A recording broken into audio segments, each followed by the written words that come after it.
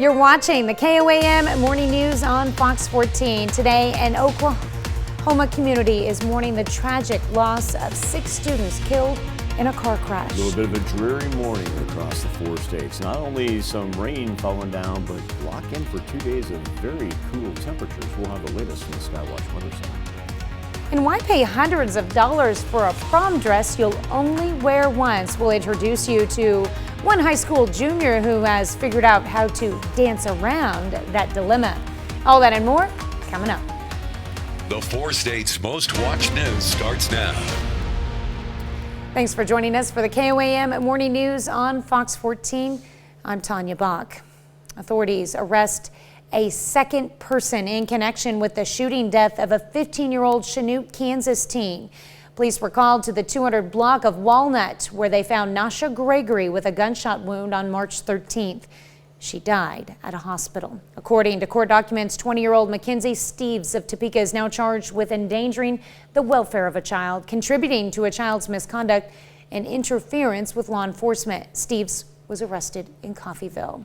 Steve's co-defendant, 19-year-old Traven Hayes Smith, is already in custody, charged with involuntary manslaughter, aggravated child endangerment, contributing to a child's misconduct, and interference with law enforcement. Both will be in court this week for their first appearance.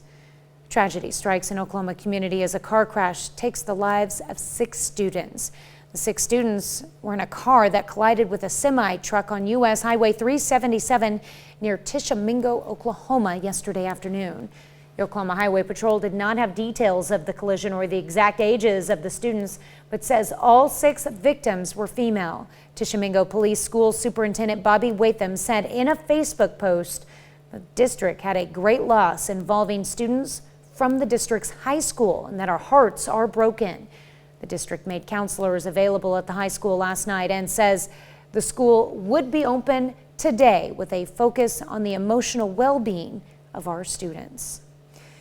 On Tuesday, the Pittsburgh Family YMCA hosted a Special Olympics Basketball Skills Challenge Day for local students. Participants were able to compete in 3 events that consisted of shooting, dribbling, and passing. Each participant received a medal for completing each skill station. Sure, participants, they learn confidence, they are able to be celebrated and included into their community. Inclusion is a big part of what Special Olympics does, and then of course you have the confidence that comes along with achievement. This is the first Special Olympics event held at the Family YMCA in 3 years. We'll have more on the event in our next half hour. President Joe Biden is traveling to Brussels, Belgium today. He'll meet with NATO leaders and other allies tomorrow to address the war in Ukraine. Amy Kiley takes a look at 3 objectives of his trip.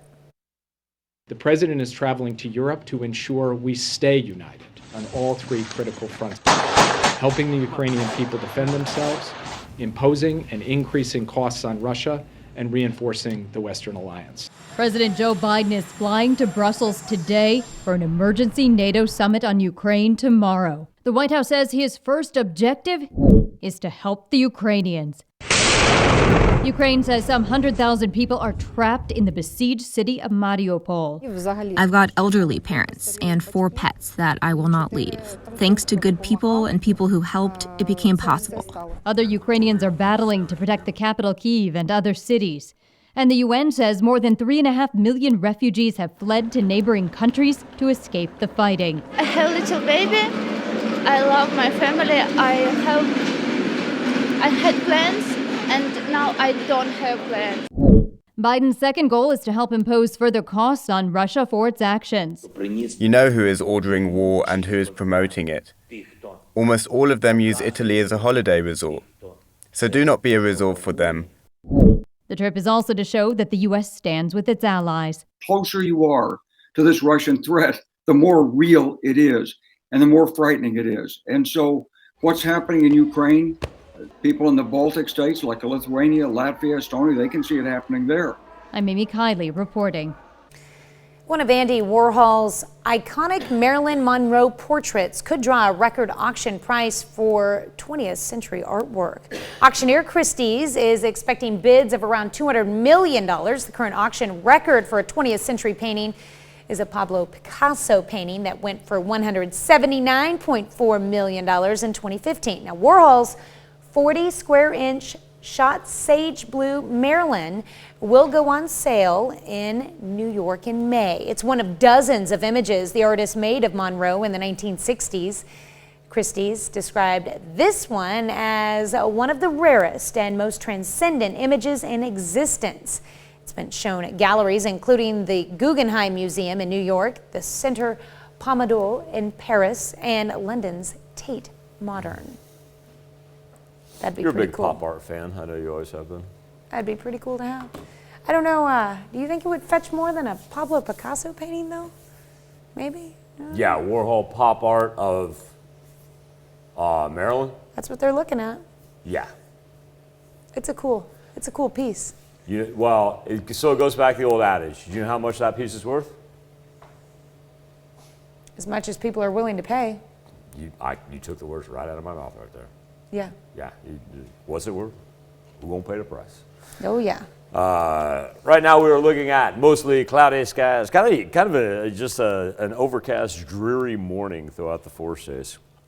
And we are still picking up rain as we progress through our day, especially up to the north right now. That's just a 6-hour loop, giving you an idea of kind of where that rain's been hanging out. As we zoom in, now moving over I-49, if you're headed north up toward Kansas City, certainly going to run into that for the duration of the day, and starting to sink down to the south along Highway 54 on that east-west route that runs Nevada, Fort Scott, up to Iola. Then as we drop down to the south, it kind of tapers off there as you drop down to the south, but we'll get that defining line just like we did yesterday that'll work up from northeast Oklahoma and make its way across the state line. We still do have one flood warning in effect. That's going to be for the Little Osage River in Vernon County, northern portion of Vernon County, lasting as a matter of fact, let's go ahead and extend that, because I was going to say that's not going to expire until Friday night. That's going to be minor flooding, though, for low-lying areas. That's not going to be widespread flooding, so we'll call that a winter. Look at these cooler temperatures that we're in the middle of, though. Luckily, we're able to stay mostly above the freezing mark and not have to worry about dropping below 32. But we've been starting out our mornings in the 50s, and so this is a far cry from where we were. That north wind really putting a little bit of a damper and making it feel like it's in the 20s in some places right now. As we go to the 7-day forecast, we're going to have today with light scattered rain, tomorrow morning as well, and then finally when the rain is done, we begin a nice little warm up, and we'll do so in what's going to be a pretty good looking 4-state weekend. Let's go 60s on Friday, essentially 60 on Saturday, and then warming up to the mid 60s and 70s there for Sunday into next week. All right, thanks, Michael. Well, coming up, Tara Solomon Smith from the K-State Extension Service is stopping by Studio Q this morning to talk about our upcoming Aging with Attitude Expo. But first, new research shows infants and toddlers infected with COVID-19 are showing significantly higher antibodies compared to adults. We'll take a look at that research. You're watching the KOAM Morning News on Fox 14. Well, the latest evidence shows about how long an Omicron infection may last compared to other variants, and a new research on the antibody responses of children exposed to COVID-19. Laura Podesta has some of the day's top health stories. Infants and toddlers infected with COVID-19 show significantly higher levels of antibodies against the coronavirus compared to adults. The new findings from researchers at the Johns Hopkins Bloomberg School of Public Health differ from earlier reports that children exposed to COVID-19 have low antibody responses. This analysis looked at samples from more than 600 children and 175 adults before vaccines were widely available. Evidence continues to mount that organ transplants from donors who had a past COVID-19 infection are safe. Italian researchers also say doctors can consider organs from donors with active infections, provided they showed no COVID-19 symptoms and died from other causes. And researchers from the Netherlands say evidence gathered so far shows the period of infection for the Omicron variant does not appear much shorter than other COVID-19 variants like Delta. They say a 5-day isolation period for infections caused by the Omicron variant may strike a balance between limiting the spread and what communities are likely to accept going forward. Those are some of the day's top health stories. Laura Podesta, CBS News, New York. When do we start doing stories about Peeps? Well, congratulations. You can customize them for Easter this year. Pennsylvania-based candy company that makes Peeps will let you choose 3 aspects of your Peeps. You can choose the color, yellow, pink, or blue, and then select a dip that sits on the bottom half of the chick. The dip choices are dark milk or white chocolate. Finally, you choose a topping: round confetti sprinkles, non-pearl sprinkles, crushed cookie, crushed pretzel, chocolate chips, or toasted coconut. 6 personalized chicks in 2 boxes cost $29.95 plus shipping. Why? They're available at peepsandcompany.com until supplies run out. I'll just stick for the basic 6 in the box for a couple bucks. I honestly was going to make a joke and ask, what do I do? Go to peeps.com, and then you came off the top rope and you finished it off with, it's available at peeps.com. Yup, pretty much. Oh, you wouldn't have Easter without Peeps. You're so terrible. I'm And sorry jelly for all beans. of you. And you know what I say to that? Sorry, not sorry, folks. For those of you that enjoy Peeps during your Easter holiday season, and that's a family tradition of yours, wow. Would you spend $30 on 6 Peeps, though? I wouldn't spend 30 cents on a Peep. Oh, Spend 3 cents. You know, I don't mind buying a box of Peeps and sharing them where you have like 1 or 2 for yourself, and that's it. That's all I need for the entire year is 1 or 2 Peeps. Give me a bag or 2 of jelly beans, though, like flavored ones. I might have been eating some jelly beans earlier this morning, so Ron's looking at me like, yeah, she was. They were like sweet tart flavored ones, super yummy. Yeah, I love Easter candy. Easter has the best candy, I will tell you that. Hold on, folks. I just love it. We're coming out of a health block with a sugary Peep story.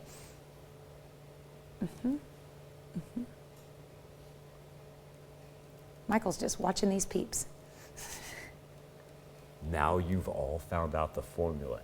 If I just sit here long enough and I just pause for a second, she's going to say something excellent and it's going to make me laugh. And see, that's why I just kept my mouth shut for a little bit, because it went from Peeps to jelly beans to her having jelly beans this morning. And that's what you have to do. If you just, it's amazing. It's like I tell the kids, God gave you 2 ears and 1 mouth for a reason. And if you keep this and open these and you let Tanya do the talking, it's TV gold, folks. It's TV. Makes my job easy. Makes it very easy. I'd share them with you, Michael, but, but they're gone. I love you. You're perfect. They're already gone. Sorry. What? Really? They are. There might be like 3 left. I'll go see. I'll go check. It's not easy, folks. Live look over 7th and Rangeline, where we do have a rain-splattered camera. I do want to point out the big difference that this north wind is making, because as it picks up in between 15 and 20 miles an hour, look at how it knocks down our temperatures from an actual 38 degrees to a wind chill all the way down to 29. Now, it doesn't have a large bearing on our precipitation, as even though we see some snow coming down in the far northwestern section of southeast Kansas, it does remain light. And at the same point in time, remember, our ground is very warm coming off of what we had late last week and over the weekend. So everything really just turns back into rain. So no travel concerns is the important part about all that. That's what we have up to the north. We're concentrating on Highway 54 running east and west, and then I-49 as well, running from Joplin. I do love sweet tarts. Running from Joplin up through Lamar, Nevada, headed toward Kansas City. So if you have to be up on the north side of the 4 states, that's what you're going to run into. And then we'll see a little bit develop down to the south that's trying to push through northeast Oklahoma as well. 7-day forecast, cooler temperatures for both today and tomorrow until we're back into the 60s for Friday and Saturday. Sunday, look at that. Sunny skies as Sunday kind of vaults us, beginning of the vault, up into the 70s. For Monday and Tuesday. Also, too, I want to thank Tanya for this product placement. We sponsored? Should be. Rye. Willy Wonka. We need sponsors. We'll be back right after this. Welcome back. We have Tara Solomon Smith joining us from the K-State Extension Service, here to tell us about an event Aging with Attitude Expo, a wonderful program that's going to be coming up in April. Yes, we're back in person, and unfortunately, or fortunately actually, we're aging every day, right? And it's an opportunity to make the most out of life. We all need to do that. So the last Friday in April, April 29th, we'll be at the Community Church, Christian Church in Fort Scott, 9 to 3:30. Now you guys, the Wildcat Extension Service offers these Aging with Attitude seminars like throughout the year, and these kind of programs all the time. Yeah. So we have a lot of resources to make the most out of life, to learn more about resources in the community, or what you can do to stay in your home longer, or saving money on groceries, just estate planning, a wide range of education that we can provide. But this is a time that we can actually all come together, connect with other Kansans and community partners and businesses. We also have a keynote every year at this event. This year it's Dr. Mark Johnson, who helps us with our memory, which I need that on a daily basis. I was just thinking about that too. Some of the things that he helps, like remembering names, dates, and other information. Yeah. Like, that's awesome. Yeah, check in on this. Yeah. All right. Well, that's cool that you guys have him, and you're going to be talking about things that you can do, to stretch your food budget. Things like that. Yeah, and another session is on, mental health is everybody's journey, parts of everybody's journey, and that's a session talking about some of the connections between physical and mental health, and maybe those through the aging process that can come up. Also checking immunization facts for those 50 and over, what they help with, and the process of gaining those. Just a wide range of workshops. And you mentioned there'll be vendors at this expo as well. Yes, so we have 25 tables that you can peruse and go through throughout the day. Resources, assistive technology, benefit resources, community resources that people may not know about that could help us all in our daily lives. Okay, so where can people go to find out like the schedule of events if they had specific sessions they wanted to attend? Sure. So you can definitely reach out to your local extension office. You could go to agingexpo.ksu.edu or by phone, 620-625-8620. I'm assuming it's going to be laid out with like the sessions back to back throughout the day, or? Yeah, so you select, there's repeated sessions and 2 workshops in the morning and then different ones in the afternoon. So you select, but there's an option to fit and get a couple of sessions that you want. Okay. And you do need to register in advance? You do, preferably by April 18th. There is an option this year, though, if you don't feel comfortable coming out and connecting, you can get recordings for a lower cost for after this session. Day of is $15, which includes lunch, incentives, workshops, and the vendor fair as well. It sounds like a lot of awesome stuff there. Now, are you guys, through your Aging with Attitude program, just are continuing to add different types of things that you guys do throughout since you guys have started with this program? Oh, sure. Yeah, it's been going on for quite a while. You're right, and it continues to grow. Our community partners continue to grow. Our base following has continued to grow, and we're always looking for new and inventive ways to provide the information that older Kansans and all Kansans need. All right, well, it sounds like a lot of important information, awesome information going to be held at the event at the Expo Aging with Attitude on Friday, April 29th. And again, you can sign up for that online at agingexpo.ksu.edu, or there's phone numbers to call as well. Yes, thank you. Well, Tara, thank you so much for coming in this morning. We really appreciate it. Anything else you want to add real quick? Or? I don't think so. It's good to be back. All right, it's nice to have you in person, for sure. We'll be right back. It's time to honor this morning's four-state hero, Richard Faith Jr. PFC Faith served in the Army during his time with the 137th Company and a native of Ozawaki, Kansas. We thank you, this morning's four-state hero, Private First Class, Richard Faith Jr. If script says if you went to prom, I'm going to take it back to where I am right now. If you have a child that is attending prom, you know the price of a dress tad bit expensive. But I want to introduce you to a young woman by the name of Hannah Schmidt. She's a junior at North Attleboro High School. That's in Massachusetts. Well, she designed what may be the perfect answer, not only for kids, but also all of us parents.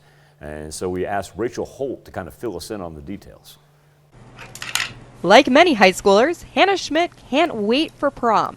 I'm really excited to go. I just asked one of my friends to go. As she started shopping for the May dance, the North Attleboro High School junior thought about her classmates, specifically those who might have trouble affording a dress. No one should have to go out and spend like $400 to $600 on a dress and we're only going to wear them one time, so why not donate them? She put the wheels in motion to open a dress shop at the school. She asked for some space. She reached out to people she knew, created a plan for communication, and we found our SRO, let us use her office. It's called Sparkle, a fitting name when you see some of the options. I want this one. This is really nice. Anyone is able to donate dresses, and students can make a private appointment to pick out the perfect gown at no cost. One of them was so excited, sent me pictures in it right afterwards, and the other was just as excited too. 2 months away from prom, so far over 80 dresses have been collected in all different colors and sizes. And I was scared I was only going to get a certain size range, but I actually have size 0 to 20, which makes me really excited. The end of the senior year and the junior year is always a special experience for all of our kids, but this year is most important because of all that they've been through. I get emails every day about people wanting to donate. It's crazy. It reminds you how there still is good people in the world. We've got another half hour of news and weather just ahead, coming up on the KOAM Morning News on Fox 14. Guinea pigs, 50 of them, finding themselves looking for a new home. A little spoiler alert, did not take most of them too long to find that new home. By the way, we got to find out about Betty, Ron. For those of you that joined us yesterday, we got to find out and make sure Betty got adopted. Also, this is a great story right here. This is on Hillbilly Headlines over the weekend. Tens of thousands of dollars worth of turtles stolen, I kid you not, as the dude looked straight up into the surveillance camera. Yup, you're watching the KOAM Morning News on Fox 14. Back right after this. The 4 states' most watched news starts now. Welcome back to the KOAM Morning News on Fox 14. It's currently 7:32. Let's take a look at today's top stories. On Tuesday, folks in Vernon County, Missouri helped raise money for a local museum. The Vernon County Historical Society hosted its annual Night for the Museum Gala. It featured a meal, music from the Nevada High School show choir, and an auction of donated items. Money raised from the event will go to the Bushwhacker Museum in Nevada. It feels great. Like I said, it's great being back doing this, so exciting, seeing all these people coming out, having fun, being safe, and sharing a good meal. And it's the camaraderie and the fellowship of a community that we've kind of lost the last couple years. The theme for this year's gala was a league of their own, 1940s women's baseball. As part of that theme, the meal was based around ballpark foods. Some local elementary students built a city of their own. Fourth graders at Pittsburgh's Lakeside Elementary spent 3 months researching for their Just Imagine Kansas project. Students researched Kansas-based businesses to bring life to their new city. Teacher says it gives students a first-hand look at economics and local businesses. I think that it does. It puts their hands on it. It makes it more real. I can stand in front of them and teach them supply and demand all day long, but when I'm putting it in their actual hands, they seem to click with it better. Some local businesses donated products to the students to make their presentations more official, and the Chamber of Commerce hosted a ribbon cutting. Pittsburgh theater teacher is getting national recognition for her work. Lola Wade teaches at St. Mary's Colgan High School, was named the 2022 recipient of National High School Heart of the Arts Award. This week, her students are performing Beauty and the Beast, and yesterday elementary students got a sneak peek of the show. I just want them to succeed because really theater is a crossover, it's a crossover class because what they learn in theater and music and art, they can apply to any part of their life and anything they want to do. Opening night for Beauty and the Beast is tonight at 7 p.m. There will be 2 additional shows on Saturday at 2 and at 7. Lights at Roller City Skate and Play in Joplin may have been out, but the fun was still going on. The Skate Center hosted a spring break glow party. People were asked to wear glow-in-the-dark clothing and were given a glow stick to see the atmosphere. That we have several kids that come during the weekend, and this is like one of their favorite places to come. So I know that having an option to come during the week instead of just the weekend is really important for them as well. Some of the activities at last night's event included skating, laser tag, and an indoor playground.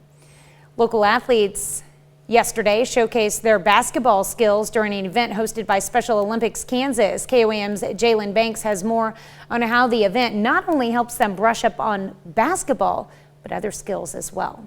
The Pittsburgh Family YMCA is hosting a Special Olympics Basketball Skills Day. Athletes participated in 3 different events, including shooting, dribbling, and passing. Most importantly, it gives them the opportunity to interact with one another.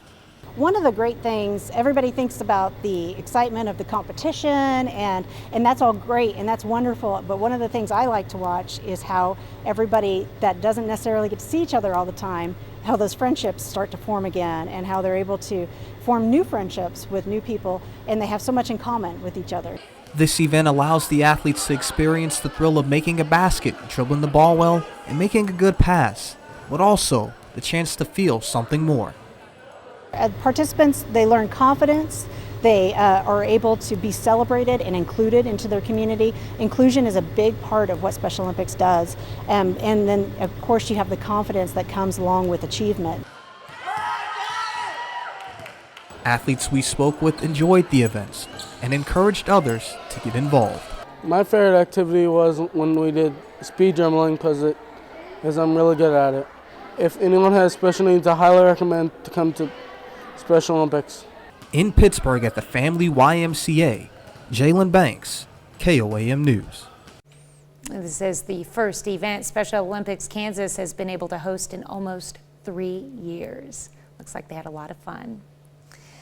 No mail, low morale. That was the motto of the 6888, an all-black women's Army Corps unit of about 850 women who sorted millions of pieces of mail during World War II. Decades after their service, they're finally getting the recognition they deserve. A Congressional Gold Medal for their pioneering military service, devotion to duty, and the part they played in boosting morale for people stationed in Europe during the war. The group set up a new mail tracking system and cleared the 6-month backlog of mail in just 3 months, processing about 17 million pieces of mail by the end of the war.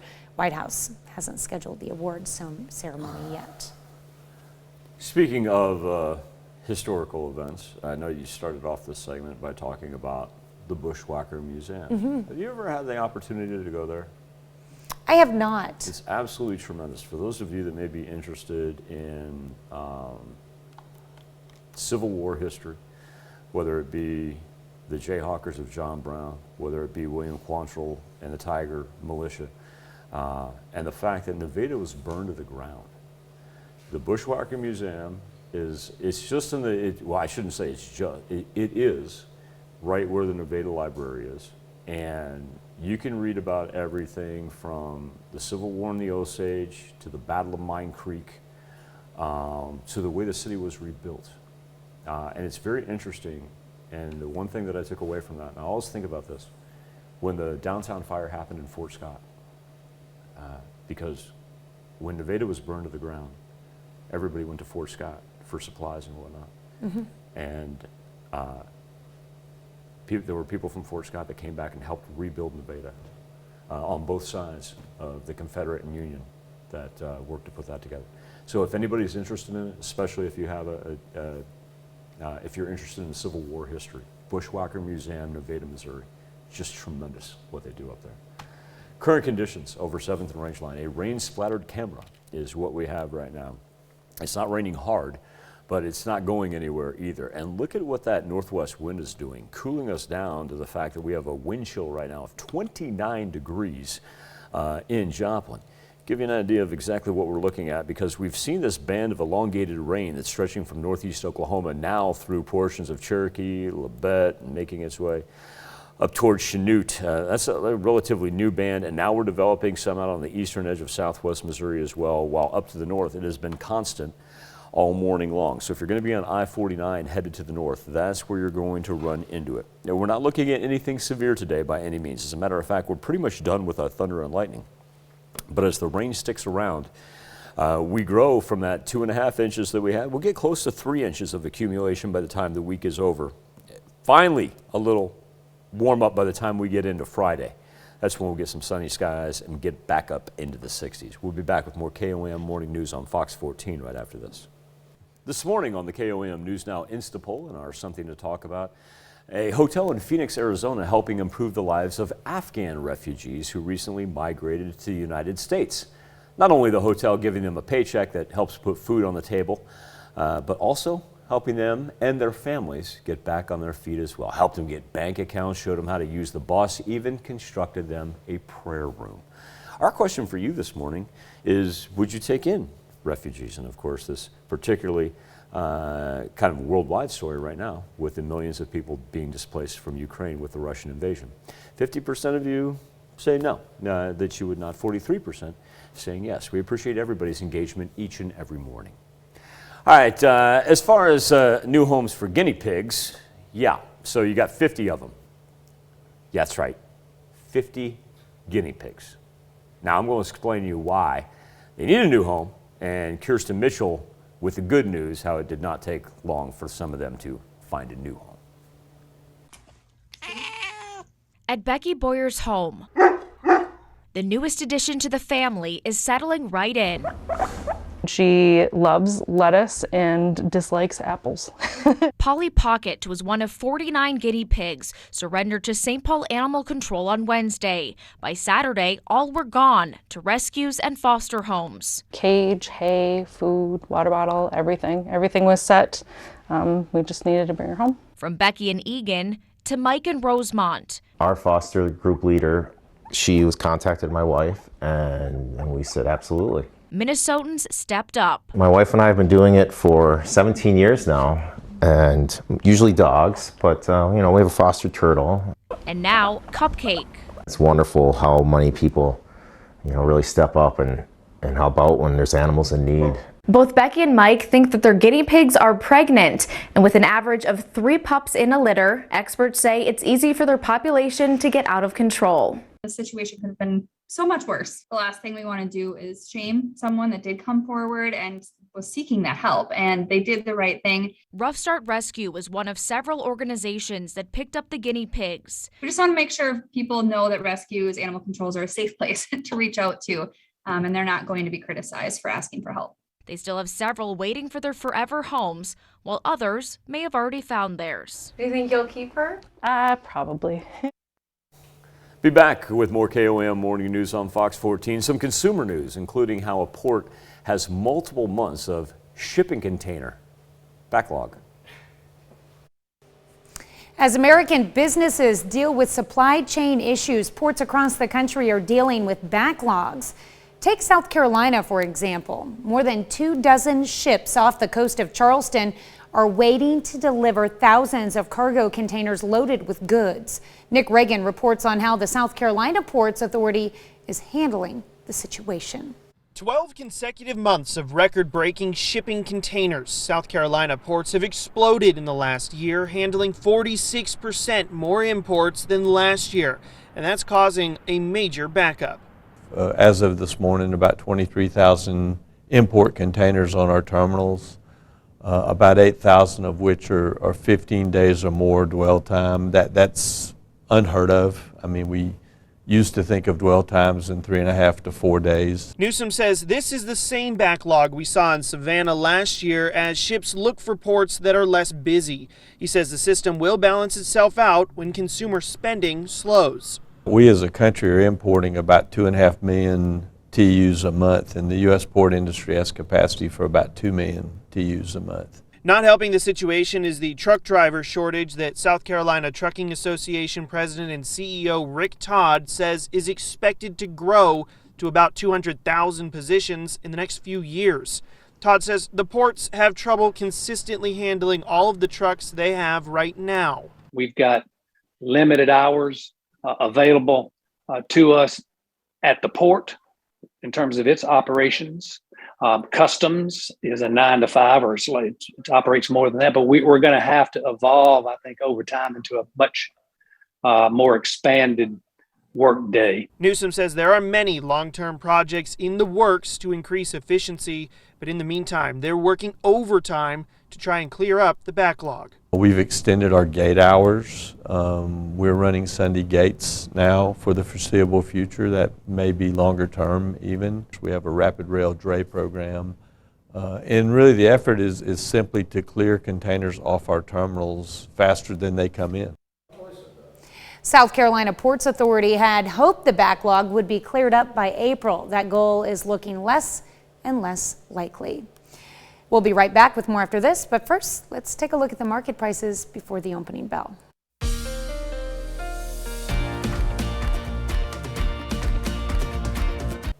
Several expensive turtles are back home. This after being stolen from their Florida breeder. Now, there was a man that the breeder hired, and he's accused now of stealing nearly 20 of these turtles, and they're worth together tens of thousands of dollars. Marcelo Quadra with the story. It's this surveillance footage that helped Lee County deputies catch 47-year-old Jermaine Wolford. He's the man accused of stealing 18 turtles valued at $30,000 from a Southwest Florida turtle breeder. I just had this sick feeling. I felt nauseous the whole time. But this wasn't a random theft. Owner of Turtle Source Marcos Cantos tells me Wolford was fixing a beverage cooler. And he needed a part, so he was going to come back when he got the part in. After the first time he left, we noticed a couple things missing, but we didn't make the connection with the guy. When he came back, he noticed her office turtle named Hunchy was missing, amongst other things. Now that's when he tells me they looked over surveillance video. And the camera's right up here, not hard to see. And the guy even looked right into the cameras a couple times, which is how the sheriff's department was able to use the facial recognition. And then he was just helping himself to all these. After the Lee County Sheriff's Office investigated, it was just a matter of getting Wolford back on the property, where deputies arrested him. Yeah, they kind of coached us on having him return. He was supposed to come back anyway. Now, Cantos is sending an important message. Check credentials when people come in, verify that the place is legit, and then you should be fine. But if not, you're like us, careless, and stuff goes bad. Deputies recovered 5 of the 18 turtles in Hillsborough County. The owner says in the end, he lost about $20,000. Well, Wofford's bond, it was set at $50,000. We'll be back with more KOAM Morning News on Fox 14 right after this. Welcome back to the KOAM Morning News on Fox 14. Here's what's happening today. Supreme Court nominee Ketanji Brown Jackson will be back on Capitol Hill this morning for day 3 of her confirmation hearing. Yesterday, Judge Jackson spent more than 12 hours testifying before the Senate Judiciary Committee. She defended her record amid Republicans' claims she's soft on crime. Jackson insisted she always follows the law. President Biden heads to Brussels today. During his visit overseas, he'll discuss the situation in Ukraine with other NATO leaders. The White House says the president plans to unveil new economic sanctions aimed at cutting off the Russian military's funding. Experts say COVID-19 cases are likely to rise as a new coronavirus strain spreads in the U.S. The BA.2 variant is believed to be even more contagious than Omicron. CDC says it's been detected in 35% of the infections recorded in the last week. Let's check in with Michael with the final look at your forecast. All right, Tanya, here's where the radar stands right now as we're seeing that band stretch from northeast Oklahoma through southeast Kansas, now connecting with the upper system that we've had all morning long. And as that rain moves from west to east, now over I-49, and yeah, we are seeing some snowflakes come down there in the far northern reaches of our highlighted counties. But do remember, our ground is nice and warm, so it really won't impact any travel. 7-day forecast. Speaking of temperatures, though, it's going to be chilly today and tomorrow with temperatures in the 40s until Friday. We dry out, get some sunshine, and warm up. Amanda Bynes' conservatorship ended on Tuesday. The protective measure was taken in 2013 after the now 35-year-old actress allegedly started a small fire at a home in Thousand Oaks. Bynes filed a request to have her mother's conservatorship end last month. Bynes' parents are reportedly supportive of the move. Tuesday, Judge Roger Lunn officially ended the legal supervision of her personal and professional affairs. Bynes, who at 13 years old was the star of her namesake show, is now retired from acting. Mandy. If I was Barry Manilow, I might write a song about it. I want to thank you all so much for letting us put the good in your morning. We'll be back with more news and weather when we see you at noon. Have a great morning and an even better day.